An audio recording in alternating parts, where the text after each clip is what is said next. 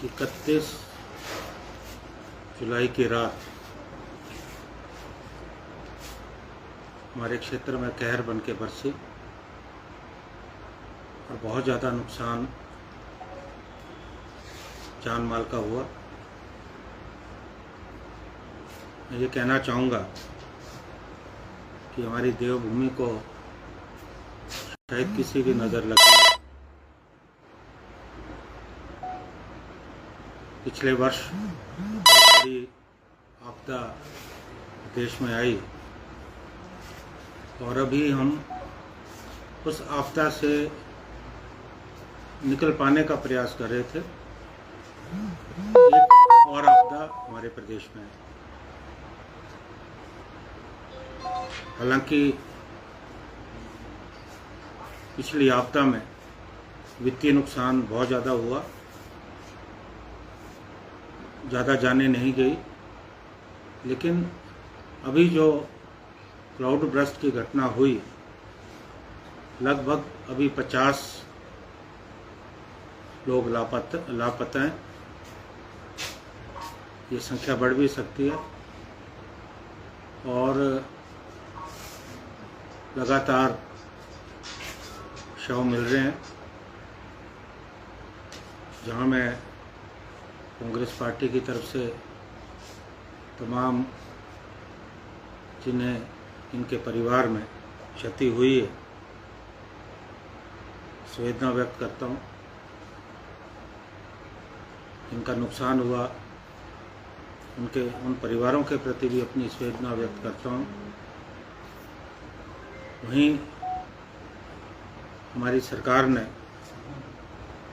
तुरंत प्रभावी कदम उठाए।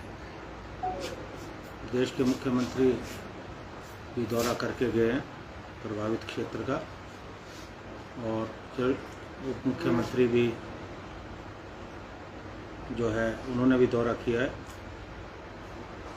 और आज मैंने हमारे अधिकारियों के साथ, हमारे जल शक्ति विभाग के एक्सीएन साहब, हमारे पीडब्ल्यूडी के एक्सीएन साहब, हमारे जो है कुमारसैन के एसडीएम साहब और हमारे पार्टी के यहाँ लोग बैठे हैं, हमारे जिला परिषद के सदस्य और लोग हमारे सारे बैठे हैं यहाँ।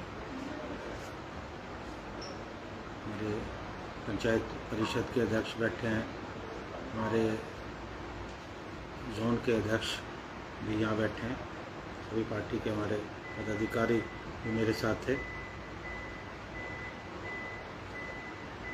क्योंकि एक बहुत ही महत्वाकांक्षी पेयजल योजना कुरपन जो है प्रभावित हुई और हमने उस क्षेत्र का दौरा किया और लगभग अनुमान के मुताबिक 10 करोड़ की क्षति हुई है, जो शायद थोड़ा बढ़ भी सकती है। और परियोजना के तहत जो निर्मित संरचनाएं, जिसमें हमारा इनटेक स्ट्रक्चर आता है, सम्प वेल आता है, pump house, rising main, anchor blocks और अन्य संबंधित संरचनाएं शामिल है, वो लगभग तहस-नहस होगी। और हालांकि हम एक सप्ताह के अंदर परीक्षण चरण में पहुंचने वाले थे और आप जानते हैं ये भारतवर्ष की बहुत बड़ी जो पेयजल योजना है उनमें शामिल है। लगभग 315 करोड़ की ये परियोजना और इसमें लगभग हमारा जो ठेठ चुनाव क्षेत्र है वो इसके अंतर्गत आता है और कुछ सुमटी की पंचायतों को भी इस परियोजना से जो है फायदा होगा। हालांकि पिछले 5 वर्षों में, मैं अपनी सरकार के बनने से पहले की बात कर रहा हूँ, कि काम ज़्यादा तीव्र गति से नहीं चल रहा था, लेकिन अब ये काम पिछले लगभग 1.5 वर्षों में जब से हमारी सरकार बनी है बड़ी तीव्र गति से काम हो रहा है। और हालांकि मैं ये समझता हूँ कि ये लोगों में थोड़ी निराशा हुई, क्योंकि जब पता लगा कि नुकसान हुआ तो बहुत सारी पंचायतों से लोगों ने मुझसे संपर्क किया। लेकिन आज मैंने जब अपने अधिकारियों से बात की, हमारे जो एक्सिन साहब यहाँ बैठे हैं, तो ज़्यादा घबराने की ज़रूरत नहीं, क्योंकि हमारे विभाग ने वैकल्पिक व्यवस्था भी कर रखी है। जैसे 3 बोरवेल ट्यूबवेल बिथल में बनाए गए, जिसमें 30 लाख लीटर की प्रतिदिन की क्षमता है, और 10 लाख लीटर भैराखट से हम इस परियोजना के अंतर्गत ले रहे हैं। तो ये कुल मिलाकर ये 40 लाख बनते हैं, और जबकि 92 लाख पर डे ये इस परियोजना में स्कीम के अंतर्गत हम पानी लिफ्ट करेंगे। तो घबराने की बात नहीं है। अभी भी हमारा पूरा प्रयास रहेगा कि हम जल्दी से जल्दी इस परियोजना को पूरा करें, और हमने अपने अधिकारियों को भी निर्देश दिए हैं, वो दिन रात इस दिशा में प्रयास कर रहे हैं। हालांकि मुझे लगता है कि हमारी ये सोच थी कि हम इस वर्ष के अंत तक जो है अपने पूरे क्षेत्र को पानी उपलब्ध कराते, लेकिन हो सकता है थोड़ा समय लगे, कुछ समय बढ़ सकता है, लेकिन रात दिन जो है इस पे जो है काम हो रहा है। इसलिए क्षेत्र के लोगों से, हमारे जो चुनाव क्षेत्र के लोग हैं, उनको मैं आश्वस्त करना चाहता हूं कि हम इस पेयजल योजना को जल्दी से जल्दी पूरा करने का जो है प्रयास करें। साथ में हमारे जो PWD विभाग है वो भी पूरा सक्रिय है।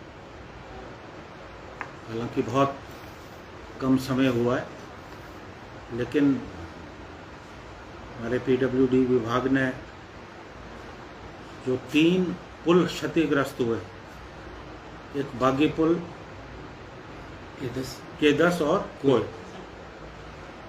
हालांकि इनके निर्माण में, पुलों के निर्माण में तो समय लगेगा, लेकिन तीनों जगह पे झूले इंस्टॉल कर दिए गए। क्योंकि एक जगह तो मैंने स्वयं आकर अभी देखा, क्योंकि आवागमन के साधन बहुत मुश्किल है वहाँ से, तो झूलों के जरिए जो है आवागमन शुरू हो गया। और बागी पुल, K10 और कोयल, इनके लिए जो है जल्दी ही वैली ब्रिज लगाया जाए। उसके लिए भी जो सामग्री है वो जो है कुछ पहुंच गई है, कुछ पहुंचने वाली है। तो जल्दी ही जो है जो वैली ब्रिज है वो जो है लगा दिए जाएंगे, ताकि लोगों को असुविधा ना हो। यहाँ मैं जो हमारी पुरानी मांग रही है वो भी दोहराना चाहूँगा कि पिछले वर्ष बहुत बड़ी आपदा इस प्रदेश में आई, और केंद्र सरकार से हमें जिस मदद की दरकार थी वो मदद हमें नहीं मिल पाई। हालांकि अभी बजट में वित्त मंत्री ने आश्वस्त किया है कि हिमाचल के लिए जो है मदद मिलेगी। हालांकि किस रूप में मिलेगी उसका खुलासा उन्होंने नहीं किया। तो मेरा जो हमारे सांसद यहाँ से चुन के गए हैं, उनसे भी निवेदन रहेगा आज मैं खुद भी दिल्ली जाने वाला हूँ, मैं भी बात करूँगा। और हमारे यहाँ से केंद्रीय मंत्री श्री जगत प्रकाश नड्डा भी हैं, क्योंकि ये आपदा सब पे आई है। और इस आपदा में मुझे लगता है कि हम राजनीति ना करें, जो प्रभावित परिवार है उनकी मदद करें। सरकार ने भी आश्वस्त किया है कि जिनके मकान पूरी तरह से नष्ट हो गए हैं, क्योंकि एक जो गांव है वो बिल्कुल उसका अस्तित्व उस गांव का ख़त्म हो चुका है, उसके लिए भी जो है सरकार पूरा कोशिश करेगी। और केंद्र सरकार से भी हमें जो है पूरी मदद मिलेगी। आपने जैसा मुझे सूचना दी कि आज प्रतिपक्ष के नेता और पूर्व मुख्यमंत्री ठाकुर जयराम जी भी आपदाग्रस्त क्षेत्रों में गए हैं, मुझे उम्मीद है कि हम सब लोग, सब राजनीतिक दल, चाहे पक्ष हो विपक्ष हो, हम सब मिलकर इस आपदा में लोगों के साथ खड़े रहें और सभी मिलकर प्रयास करें कि प्रदेश में को केंद्र सरकार से मदद मिले, ताकि हम फिर से पुनर्निर्माण की जो प्रक्रिया वो शुरू कर सकें।